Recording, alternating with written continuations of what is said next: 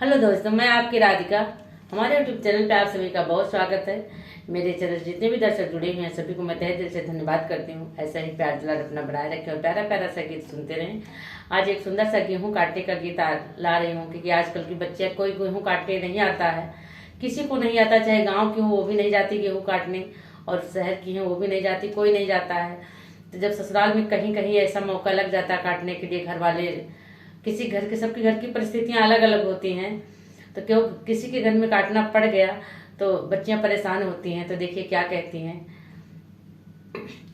हमें गेहुआ कटे नहीं आवे पिया, कैसे हम कटाई पिया ना। हमें गेहुआ कटे नहीं आवे पिया, कैसे हम कटाई पिया ना। हमरा के आवई रवाई पिया, कैसे हम कटाई पिया ना। कैसे हम कटाई पिया, कैसे हम कटाई। हमरा के आवई रवाई पिया, कैसे हम कटाई पिया ना।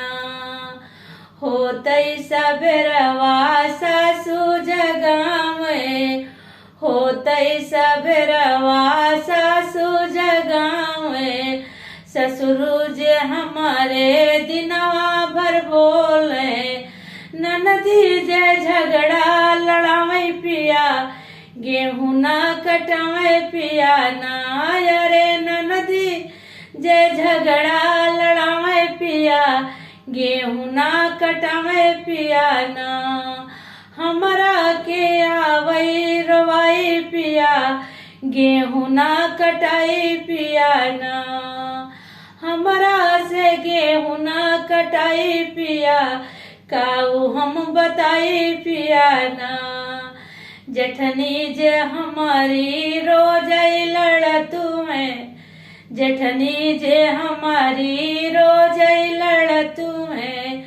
जेठ जे हमारे पीछे मुड़ी देखें, जेठ जे हमारे पीछे मुड़ मुड़ देखें।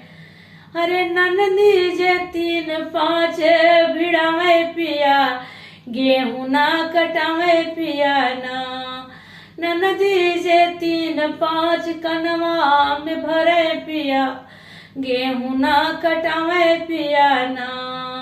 हमरा के आवे रवाई पिया, गेहूं ना कटाई पिया ना। होतई से बेरा सासू दरवाजा पीटे, होतई सबेरा सासू दरवाजा पीटे। राती आधी आधी रतिया जे देवरू बुलावे, आधी आधी रतिया जे देवरू बुलावे। अरे हमारी निंदिया ना होवे पूरी पिया, गेहूं ना कटाई पिया ना। अरे निंदिया ना होए हमारी पूरी पिया, गेहूं ना कटाई पिया ना। हमरा के आवे रवाई पिया, गेहूं ना कटाई पिया ना। हमसे ना गेहूं कटाई पिया, काऊ हम बताई पिया ना।